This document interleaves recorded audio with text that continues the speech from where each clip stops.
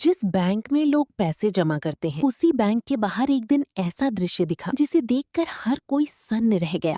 एक आदमी अपने कंधे पर कपड़े में लिपटा हुआ कंकाल लेकर बैंक पहुंचा था। लोग डर गए, कुछ पीछे हटे, कुछ मोबाइल निकालकर वीडियो बनाने लगे, लेकिन उस आदमी की आंखों में डर नहीं था, सिर्फ दर्द था। वो चिल्लाकर कह रहा था, अब तो मानोगे ना, मेरी बहन मर चुकी है। ये कहानी है भारत की उड़ीसा राज्य की, जहाँ गरीबी, अनपढ़ता और सिस्टम की दीवारें एक इंसान को ऐसी हालत तक ले आई कि उसे अपनी बहन की हड्डियां उठाकर बैंक जाना पड़ा। ये सिर्फ एक खबर नहीं, ये सवाल है इंसानियत पर। ओडिशा की क्यूंझर जिले की एक गांव में रहने वाली जीतू मुंडा नाम की व्यक्ति की बड़ी बहन कलरा मुंडा का निधन जनवरी 2026 में हो गया था। उनकी मौत के बाद बैंक खाते में करीब 19 से 20 हजार रुपए बचे थे। अब सोचिए, किसी गरीब परिवार के लिए ये रकम कितनी बड़ी हो सकती है। दवा, राशन, कपड़े, कर्ज, बहुत कुछ हो सकता था इन पैसों से। जीतू अपनी बहन के खाते से वही रकम निकालना चाहता था। वो कई बार बैंक गया, लेकिन यहीं से शुरू हुई परेशानी। कुछ रिपोर्ट्स के अनुसार जीतू का आरोप था कि बैंक कर्मियों ने कहा,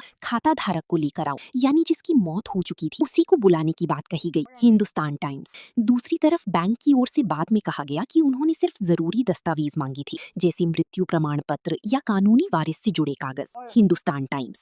सच जो भी रहा हो, एक बात साफ थी, जीतू को प्रक्रिया समझ नहीं आई और किसी ने उसे सही तरीके से समझाया भी नहीं। वो गरीब था, ज्यादा पढ़ा लिखा नहीं था और सिस्टम की भाषा उसके लिए बहुत कठिन थी। बार बार चक्कर लगाने के बाद उसके अंदर गुस्सा, बेबसी और दुख भर गया।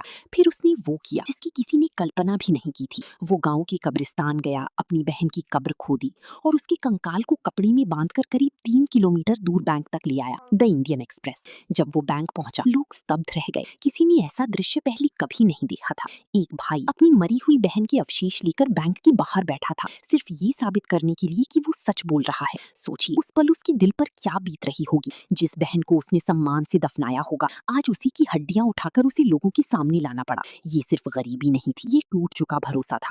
घटना की सूचना पुलिस तक पहुंची। पुलिस मौके पर आई, स्थिति संभाली और बाद में कंकाल को